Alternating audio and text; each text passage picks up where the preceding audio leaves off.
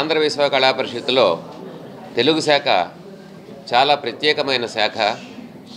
ఈ శాఖ ఆధ్వర్యంలో ప్రముఖుల జయంతి వేడుకలు, వర్ధంతి వేడుకలు ఘనంగా నిర్వహించుకుంటూ వారి యొక్క సేవలని, వారి యొక్క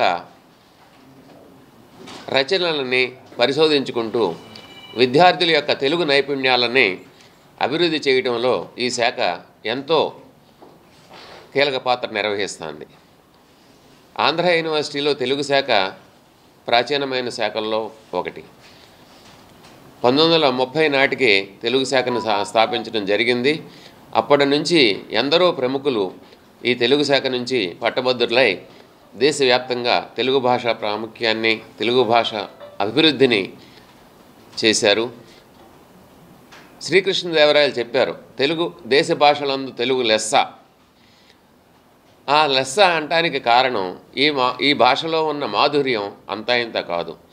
ఈ భాషకి మాధుర్యం రావడానికి కారణం వ్యాకరణం. ఆ వ్యాకరణానికి ప్రముఖమైన వ్యక్తి పరవస్తు చెన్నయ్య సూరి గారు.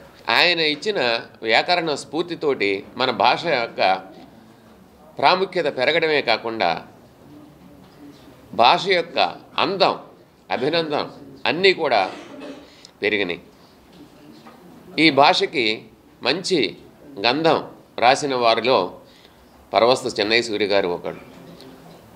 ఆ గంధం ఎంత పరిమళిస్తుంది అంటే ఈ రోజుకి కూడా ప్రజలందరూ తెలుగు భాషని మెచ్చుకుంటున్నారు, తెలుగు భాష మాధుర్యాన్ని అనుభవిస్తున్నారు.